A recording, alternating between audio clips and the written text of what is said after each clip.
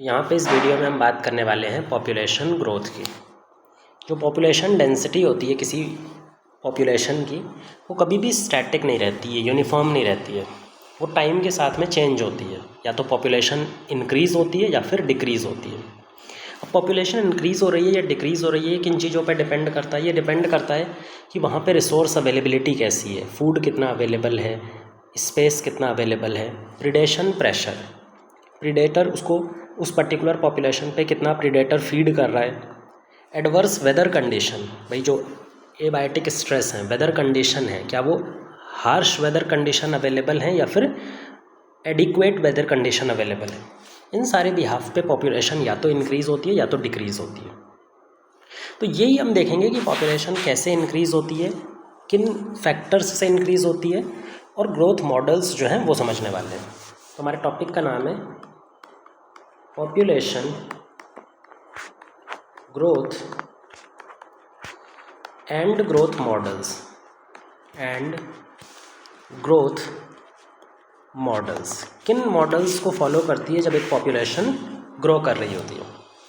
Population growth करने के लिए, पॉपुलेशन का इंक्रीज़ या डिक्रीज़ होने के लिए कुछ फैक्टर्स रिस्पॉन्सिबल हैं, जैसे कि रिसोर्स अवेलेबिलिटी, कितने रिसोर्स अवेलेबल हैं।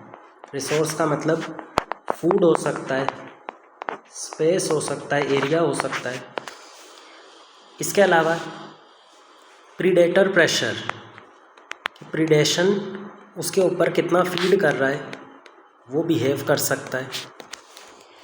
या फिर adverse weather condition, adverse condition में हमारे पास में ड्रॉट आ सकता है। अगर किसी एरिया में सूखा पड़ गया तो वहाँ पे पॉपुलेशन कम होगी, फ्लड हो सकता है। ये सारे कुछ फैक्टर्स हैं जो पॉपुलेशन को चेंज होने में, इंक्रीज़ या डिक्रीज़ करने के लिए रिस्पॉन्सिबल है। अच्छा, ये फैक्टर्स जब पॉपुलेशन को चेंज करते हैं तो पॉपुलेशन के अंदर में जो चेंज आता है, वो चेंज 4 अलग अलग प्रोसेस की वजह से आता है। तो 4 ऐसे प्रोसेस हैं जो पॉपुलेशन को इंक्रीज़ या डिक्रीज़ करने में अपना रोल प्ले करते हैं। वो 4 प्रोसेस कौन कौन से हैं? सबसे पहला है नेटिलिटी। नेटिलिटी का मतलब होता है बर्थ, नंबर ऑफ बर्थ। भाई जितने ज़्यादा बच्चे पैदा होंगे उतनी पॉपुलेशन ओबियसली इंक्रीज़ करेगी, तो नंबर ऑफ बर्थ को हम नेटिलिटी बोलते हैं। सेकंड है मोर्टेलिटी। मोर्टेलिटी यानी कि डेथ, नंबर ऑफ डेथ। भाई जितने लोग उस पॉपुलेशन में डेथ होगी, जितने लोग उसमें मरेंगे, उसको हम मोर्टेलिटी बोलते हैं। थर्ड है इमिग्रेशन।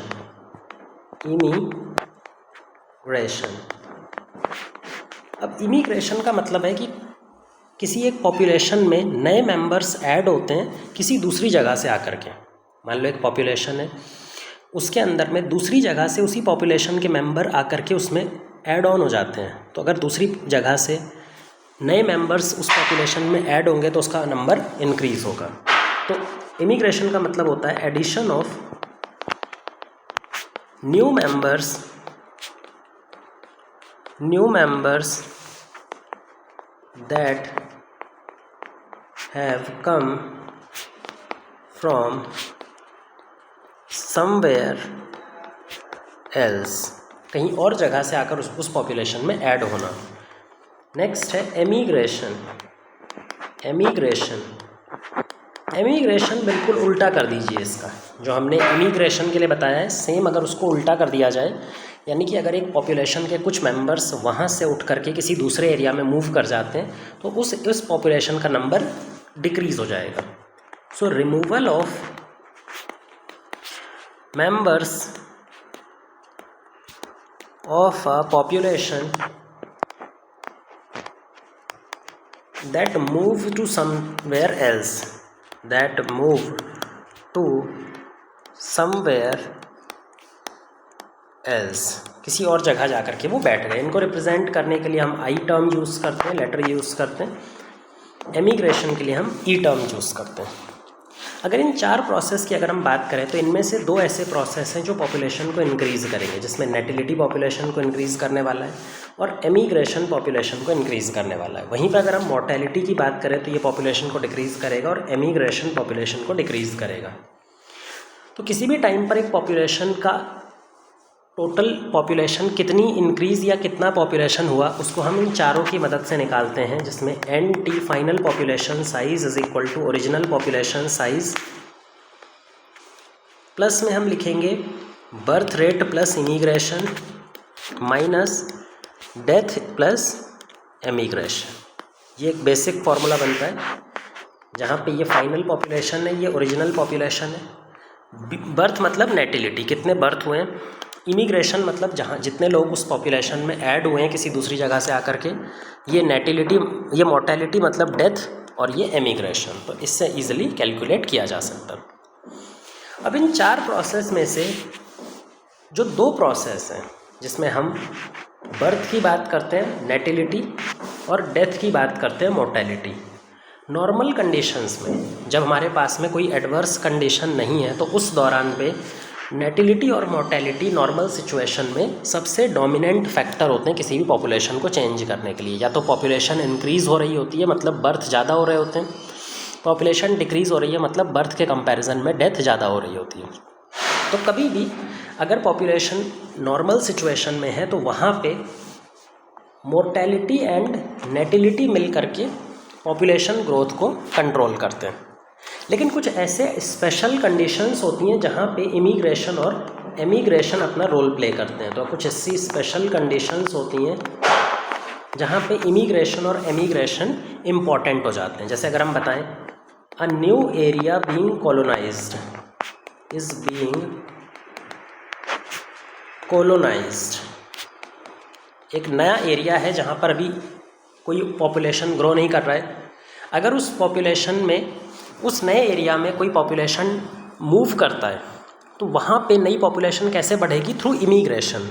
तो वहाँ पे बर्थ रेट से भी ज़्यादा इम्पॉर्टेंट क्या हो जाएगा? इमिग्रेशन। तो यहाँ पे सबसे इम्पॉर्टेंट फैक्टर, जो प्राइम फैक्टर है पॉपुलेशन को इंक्रीज़ करने वाला, वो इमिग्रेशन हो जाएगा। इसी तरह से अगर कभी एडवर्स कंडीशन आती है, मान लो कभी फ्लड आ गया, तो जो पॉपुलेशन का एमिग्रेशन होता है वो इम्पॉर्टेंट हो जाता है। तो इस तरह से हम देख सकते हैं कि कुछ स्पेशल कंडीशंस के अंदर में इमिग्रेशन कितना इम्पॉर्टेंट है या एमिग्रेशन कितना इम्पॉर्टेंट है। अदरवाइज़ पॉपुलेशन ग्रोथ के लिए नॉर्मल सिचुएशन में सिर्फ बर्थ और डेथ को काउंट किया जाता है। नेक्स्ट हमें बात करनी है population growth models. Population growth models, models का मतलब है जब भी पॉपुलेशन एक नॉर्मल सिचुएशन में ग्रो करती है तो एक पर्टिकुलर पैटर्न को फॉलो करती है। वो पैटर्न को क्या बुलाया जाता है? मॉडल। जो ग्रोथ मॉडल्स हैं वो सिर्फ और सिर्फ बर्थ प्लस डेथ को कंसीडर करते हैं, सिर्फ बर्थ को कंसीडर करते हैं और डेथ को कंसीडर करते हैं। ग्रोथ मॉडल कभी भी इमिग्रेशन और एमिग्रेशन को कंसीडर नहीं करते, क्योंकि ग्रोथ मॉडल नॉर्मल सिचुएशन में फॉलो होता है। जब भी एडवर्स कंडीशन या स्पेशल कंडीशन होती है तो वहाँ पे कोई भी ग्रोथ मॉडल फॉलो नहीं होता। ग्रोथ मॉडल के लिए हमें इन दोनों को ऐड करना पड़ेगा या इन दोनों को रिलेट करके एक नया टर्म निकालना पड़ेगा। हमने स्टार्टिंग में आपको एक पैरामीटर बताया था आर वैल्यू, जिसका नाम था intrinsic rate of natural increase, intrinsic rate of natural increase. ये वो फैक्टर है जिसके थ्रू पॉपुलेशन इंक्रीज़ होती है, जिस फैक्टर से पॉपुलेशन इंक्रीज़ हो रही होती है या फिर डिक्रीज़ हो रही होती है एक पर्टिकुलर टाइम में। अब आर को कैसे कैलकुलेट किया जाता है? आर को कैलकुलेट करने के लिए हमें बर्थ रेट पर कैपिटा और डेथ रेट पर कैपिटा को माइनस करना होता है। ये हो जाता है birth rate per capita, same ये डेथ रेट है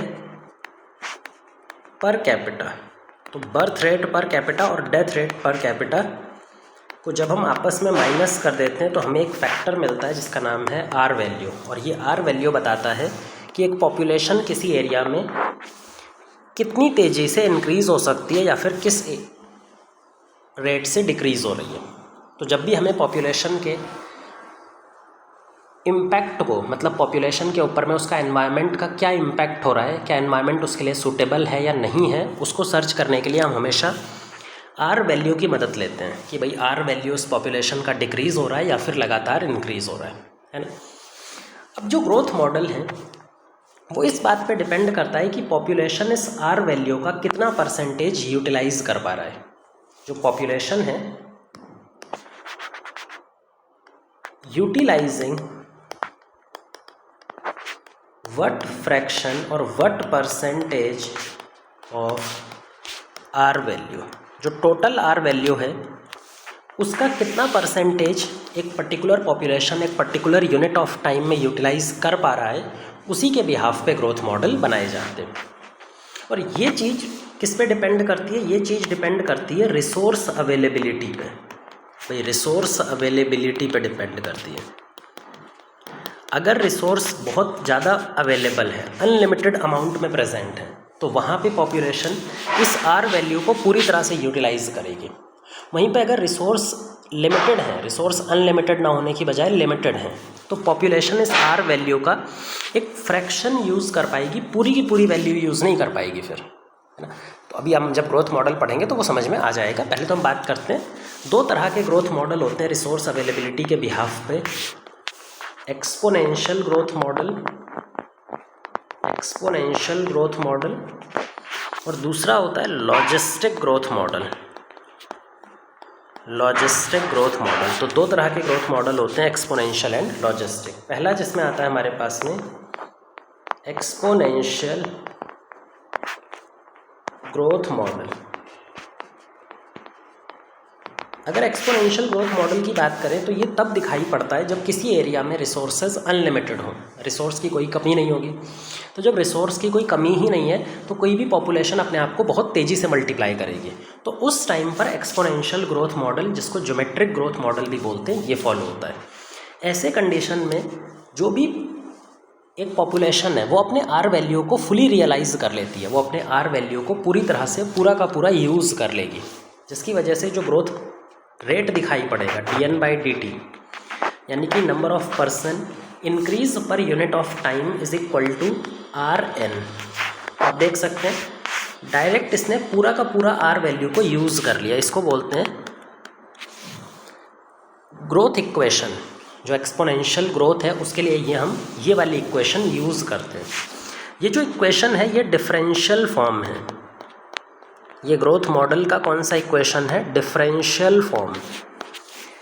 डिफरेंशियल फॉर्म के अलावा एक और फॉर्म होता है जिसका नाम है एक्सपोनेंशियल फॉर्म, इंटीग्रल फॉर्म। एक और फॉर्म होता है, इसी को जब हम चेंज करेंगे तो हमें दूसरा फॉर्म भी मिलेगा जिसका नाम है इंटीग्रल फॉर्म। इक्वेशन का इंटीग्रल फॉर्म। ये दोनों इक्वेशन अलग अलग टाइम पे यूज़ की जा सकती हैं। डिफरेंशियल फॉर्म हम तब यूज़ करते हैं जब हमें स्पॉन्टेनियस रेट निकालने को आता है। पॉपुलेशन ग्रोथ का स्पॉन्टेनियस एक पर्टिकुलर यूनिट ऑफ टाइम में, उसी पॉइंट में, छोटे टाइम के लिए, बहुत ही छोटे फ्रेम के लिए अगर ग्रोथ रेट निकालने की बात आती है तो हम डिफरेंशियल फॉर्म यूज़ करते हैं। लेकिन अगर हमें टाइम पीरियड दिया गया है, एक टाइम पीरियड दिया गया है जिसके दौरान हमें ग्रोथ को कैलकुलेट करना है, एक बड़ा टाइम पीरियड है, तो वहाँ पे हम इंटीग्रल फॉर्म ऑफ इक्वेशन को यूज़ करते हैं। ठीक है। अगर इसके ग्राफ की बात करें, भाई जब पॉपुलेशन ग्रो करेगी, जब इक्वेशन हमने बना ली है तो किसी भी इक्वेशन को ग्राफ की फॉर्म में रिप्रेजेंट करेंगे। तो ग्राफ की फॉर्म में हम इस इक्वेशन को कैसे रिप्रेजेंट करते हैं? ग्राफिकली ये इक्वेशन जो होती है वो जे शेप्ड कर्व बनाती है। ये कैसा कर्व बनाती है? जे शेप कर्व बनाती है, कुछ इस तरह का।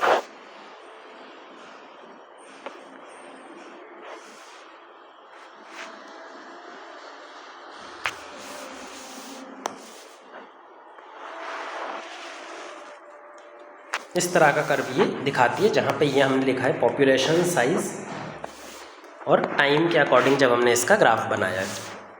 यहाँ पर एक पैरामीटर आपको याद रखना है जो हम आगे चल करके लॉजिस्टिक ग्रोथ में समझाएंगे प्रॉपरली, जिसका नाम है कैरिंग कैपेसिटी या फिर के वैल्यू, जिसका नाम है कैरिंग कैपेसिटी या फिर के वैल्यू। और ये जे शेप कर्व हमें इस तरह से दिखाई पड़ेगा। ये जो कैरिंग कैपेसिटी होता है, यहाँ पर ध्यान से देखो, इस ग्राफ ने इसको ओवरशूट कर दिया है, मतलब ये कैरिंग कैपेसिटी से ऊपर चला गया है। ठीक है। तो इसका मतलब होता है जब भी एक्सपोनेंशियली कोई पॉपुलेशन ग्रो करती है तो वो कैरिंग कैपेसिटी को बाईपास कर देती है, कैरिंग कैपेसिटी को मूव करके आगे चली जाती है, उसको भी बाईपास कर देती है। अब बात करते हैं फीचर्स ऑफ एक्सपोनेंशियल ग्रोथ। जब कोई एक्सपोनेंशियल ग्रोथ होती है तो उसके क्या क्या फीचर्स होते हैं और उसके एग्जाम्पल क्या क्या होते हैं, ये दोनों चीज़ें हम समझने वाले हैं। पहला हमें याद रखना है कि जो पॉपुलेशन लॉजिस्टिकली ग्रो करेगी उसको बहुत ही तेज रेट ग्रोथ होता है, very high rate of growth. पहला तो पॉपुलेशन बहुत तेज़ी से ग्रो करती है। दूसरा, ऐसी पॉपुलेशन कैरिंग कैपेसिटी को ओवरशूट कर देती है या फिर कैरिंग कैपेसिटी को पास कर देती है। Population pass the carrying capacity of ecosystem, जो इकोसिस्टम का कैरिंग कैपेसिटी उस एरिया में है उसको भी पास कर देती है, उसके भी ऊपर चली जाती है। याद रखना, कभी भी कोई पॉपुलेशन अगर कैरिंग कैपेसिटी को क्रॉस कर रही है, कैरिंग कैपेसिटी वो कैपेसिटी होती है जो हमें ये बताती है कि पॉपुलेशन उसके नीचे स्टेबलाइज हो सकती है। अगर पॉपुलेशन उसके नीचे रुक जाए तो वो स्टेबल पॉपुलेशन की फॉर्म में इस्टेब्लिश हो सकती है उस एरिया में। लेकिन अगर वो कैरिंग कैपेसिटी को क्रॉस कर देगी तो ऐसी पॉपुलेशन कभी भी स्टेबल नहीं होगी, ऐसी पॉपुलेशन क्रैश हो जाती है। थोड़े दिन बाद जाकर के आप देखेंगे वो पॉपुलेशन जितनी तेज़ी से बढ़ी थी उतनी ही तेज़ी से ख़त्म भी हो जाती है, क्योंकि इसने कैरिंग कैपेसिटी को क्रॉस किया है। तो ऐसी पॉपुलेशन डेफिनेटली क्रैश आउट हो जाती है। Such population crash out after a certain time. थोड़े दिन बाद ये पॉपुलेशन क्रैश आउट हो जाएगी। अब क्रैश आउट होने का मतलब ये वापस से जो इसकी वैल्यू है वो बिल्कुल नीचे हो जाएगी, फिर अगली बार ये इंक्रीज़ होगी, फिर क्रैश आउट हो जाएगी, फिर इंक्रीज़ होगी, फिर क्रैश आउट हो जाएगी। मतलब ऐसी पॉपुलेशन फ्लक्चुएट करती है, कभी भी फाइनली ये एक स्टेबल पॉपुलेशन में नेचुरल कंडीशन में नहीं बना पाएगी, ये लगातार फ्लक्चुएट करती रहेगी। इसके एग्जाम्पल की बात करें तो नेचर में ऐसी फ्लक्चुएटिंग पॉपुलेशन या फिर एक्सपोनेंशियल ग्रोथ जो दिखाई पड़ती है वो इंसेक्ट पॉपुलेशन में बरसात के टाइम पे या फिर इंसेक्ट्स के अंदर में जनरली दिखाई पड़ती है। जैसे कि मान लो मस्कीटोज़ हैं, जो मॉस्किटोज़ की पॉपुलेशन है इन रेनी सीज़न, आपने देखा होगा रेनी सीज़न से पहले मस्कीटो बहुत ही कम दिखाई पड़ते हैं, या होते हैं बहुत कम होते हैं, लेकिन रेनी सीज़न में अचानक से वो बहुत तेज़ी से इंक्रीज़ करते हैं। मतलब वो उनको रिसोर्स अनलिमिटेड हो जाता है तो वो बहुत तेज़ी से ग्रो करते हैं, कैरिंग कैपेसिटी को क्रॉस कर देते हैं, लेकिन ज़्यादा देर तक वहाँ पर इस्टेब्लिश नहीं होते हैं। जैसे ही रिसोर्स थोड़ा सा कंडीशंस चेंज होती हैं वापस से क्रैश आउट कर जाते हैं, फिर अगली बार अगले साल वो वापस से ऐसे ही ग्रो करते हैं, फिर क्रैश आउट हो जाते हैं, फिर अगली बार ऐसे ग्रो करते हैं, वापस से क्रैश आउट हो जाते हैं। तो आपने देखा होगा जितनी भी इंसेक्ट पॉपुलेशन है वो टेम्पररी तौर पे इस तरह से ग्रो कर सकती है। या फिर एक और एग्जांपल की बात करें, आपके घरों में आटा रखा होगा, है ना, ज़्यादा दिन तक उस आटे को रख देते तो उसमें क्या लग जाता है, घुन लग जाता है, एक बीटल, काले कलर का फ्लोर बीटल जिसको बोलते हैं। वो फ्लोर बीटल कितनी तेज़ी से लगता है, बहुत तेज़ी से लगता है।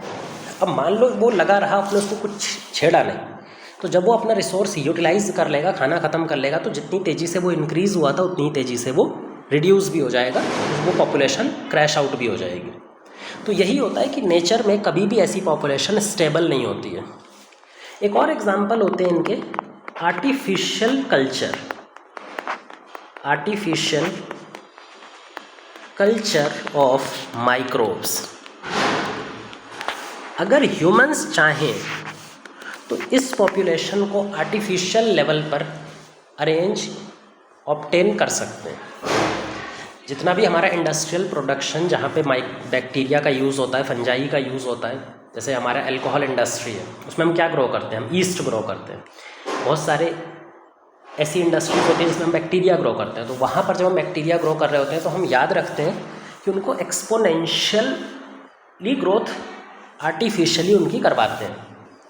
और वहाँ पे क्योंकि हमारा इनपुट है, आर्टिफिशियल कंडीशन हमने बना रखी है, तो हम उसको मेंटेन भी करते हैं।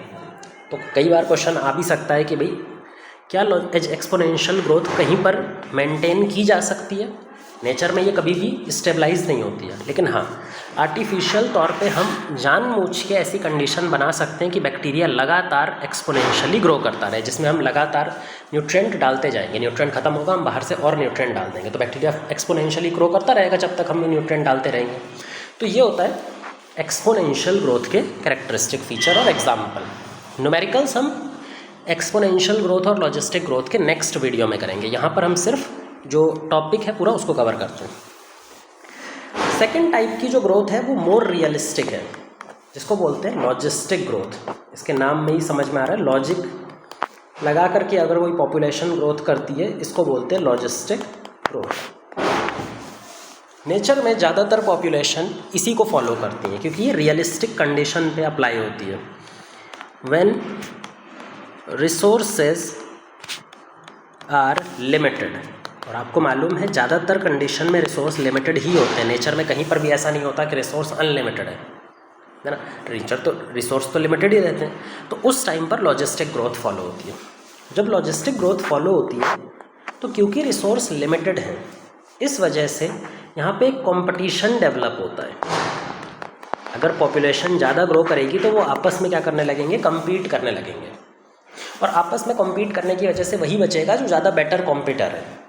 इसका मतलब पॉपुलेशन कभी भी अपने एक सर्टेन लेवल को क्रॉस कर ही नहीं सकती।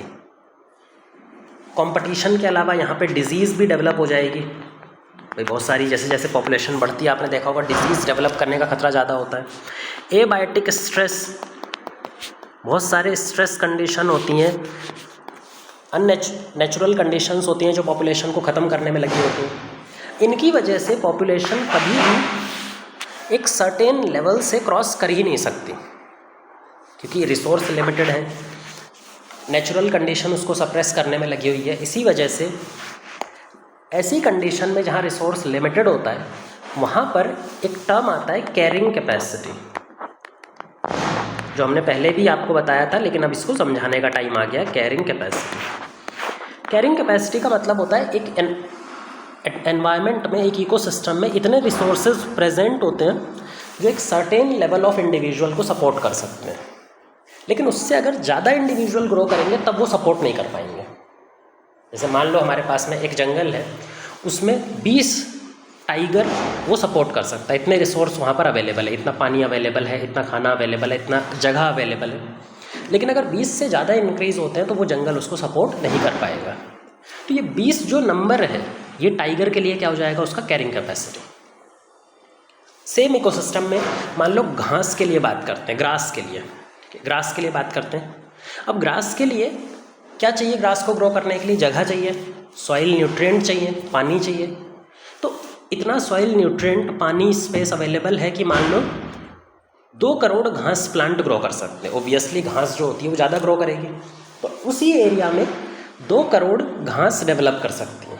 लेकिन अगर इस नंबर से वो ज़्यादा इंक्रीज़ होगी तो वो क्या होगा, उन ग्रास प्लांट को सपोर्ट नहीं कर पाएंगे। तो उस इकोसिस्टम का ग्रास को लेकर के जो कैरिंग कैपेसिटी है वो कितना आ गया, 2 करोड़। इसका मतलब कैरिंग कैपेसिटी क्या होता है, maximum number of individual of a particular population. एक पर्टिकुलर पॉपुलेशन की बात हम करते हैं, हर पॉपुलेशन का अलग अलग होता है। इन अ गिवन एरिया, एक पर्टिकुलर एरिया, गिवन एरिया में एट अ टाइम, उसको बोलते हैं उसका कैरिंग कैपेसिटी। कैरिंग कैपेसिटी अलग अलग पॉपुलेशन के लिए डिफरेंट होती है। जैसे मान लो ये एक एरिया है, यहाँ पे 20 टाइगर सपोर्ट किए जा सकते हैं, तो टाइगर के लिए कैरिंग कैपेसिटी कितना हो गया, 20। इसी के अंदर में मान लो 1 लाख बनाना प्लांट सपोर्ट हो सकते हैं। मान लो 1 लाख बनाना प्लांट सपोर्ट हो सकते हैं, तो बनाना प्लांट के लिए जो कैरिंग कैपेसिटी हो गया वो कितना हो गया, 1 लाख। मान लो इसी के अंदर में 1000 डियर, जो डियर है वो 1000 सपोर्ट हो सकता है, तो इसके लिए कैरिंग कैपेसिटी कितना हो गया, 1000। इसी एरिया में ध्यान से देखो तो अलग अलग पॉपुलेशन के लिए, टाइगर के लिए अलग कैरिंग कैपेसिटी है, बनाना प्लांट के लिए अलग कैरिंग कैपेसिटी है, डियर के लिए अलग कैरिंग कैपेसिटी है। हर एक पॉपुलेशन का एक एरिया में अलग अलग कैरिंग कैपेसिटी होता है। बट ये कैरिंग कैपेसिटी वो नंबर है कि जितने नंबर को, उस पॉपुलेशन के जितने नंबर को वो पर्टिकुलर एरिया सपोर्ट कर सकता है। अगर उससे ज़्यादा इंक्रीज़ हो गए तब वो सपोर्ट नहीं कर पाएगा। अब क्योंकि कैरिंग कैपेसिटी जितना ही नंबर सपोर्ट हो सकता है, इसीलिए जो इसकी इक्वेशन बनती है लॉजिस्टिक ग्रोथ मॉडल की, वो थोड़ा सा एक पैरामीटर उसमें ऐड होता है जिसमें हम एनवायरमेंटल रेजिस्टेंस को ऐड करते हैं। जब हम ग्रोथ मॉडल बनाते हैं तो dN/dt is equal to RN K-N divided by K। ये जो पैरामीटर है ये क्या रिप्रेजेंट कर रहा है? एनवायरमेंटल रेजिस्टेंस को।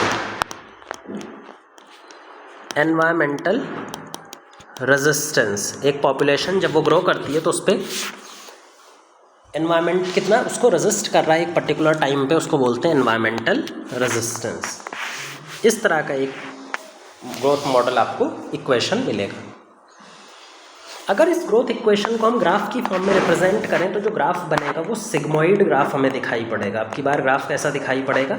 एस शेप का सिग्मोइड ग्राफ, जिसको एस शेप ग्राफ भी बोलते हैं।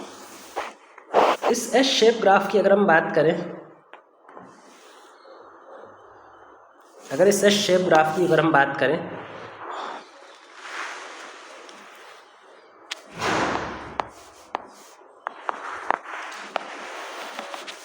ठीक है, यहाँ पे n कोई वैल्यू, पॉपुलेशन साइज, यहाँ पे टाइम।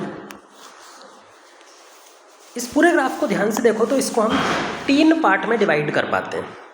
इस पूरे ग्राफ को हम 3 पार्ट में डिवाइड करते हैं। एक है लैग फेज, फिर है लॉग फेज, और लास्ट इज स्टेशनरी फेज।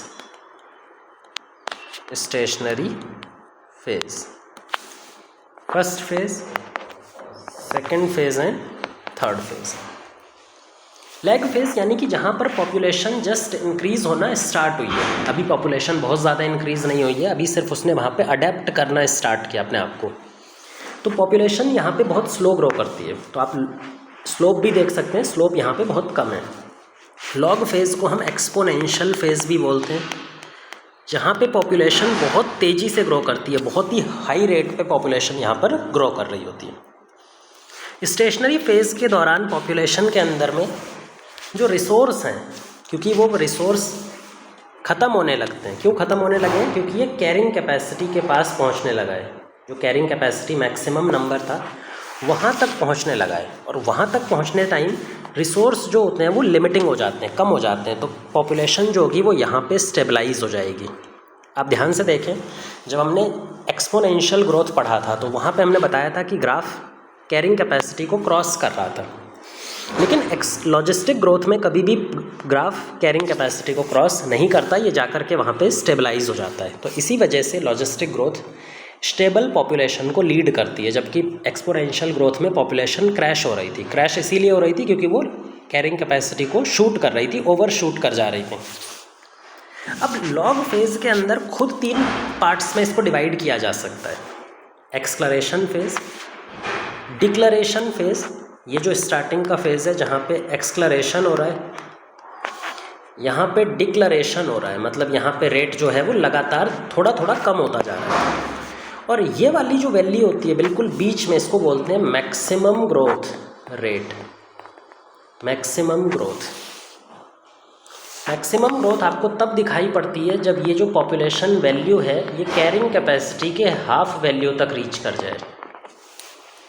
उसके ऊपर डिक्लरेशन फेज और एक्सक्लरेशन फेज, इस तरह से 3 फेज में हम इस पॉपुलेशन को बांट सकते हैं। कैरेक्टरिस्टिक्स ऑफ लॉजिस्टिक ग्रोथ, जैसे हमने कैरेक्टरिस्टिक ऑफ एक्सपोनेंशियल ग्रोथ देखा था, वैसे ही कैरेक्टरिस्टिक्स ऑफ लॉजिस्टिक ग्रोथ। जब पॉपुलेशन लॉजिस्टिकली ग्रो करती है तो उसकी क्या पैरामीटर्स होते हैं, क्या फीचर्स होते हैं, वो समझना है। पहला, it lead to stable population. It leads to a stable population. यहाँ पे पॉपुलेशन फाइनली जाकर के स्टेबलाइज हो जाएगी। जैसा एक्सपोनेंशियल में पॉपुलेशन क्रैश हो रही थी, यहाँ पे क्रॉस नहीं होगी, इसलिए स्टेबलाइज हो जाएगी क्योंकि population it never cross carrying capacity, cross carrying capacity. और जब कैरिंग कैपेसिटी को उसने क्रॉस ही नहीं किया है तो क्रैश होने का कोई मतलब ही नहीं है। नेचर में जितनी भी स्टेबल पॉपुलेशन है, natural stable population all follow logistic growth. जितनी भी नेचर में स्टेबल पॉपुलेशन होती हैं वो हमेशा लॉजिस्टिक मॉडल को फॉलो कर रहे होते हैं।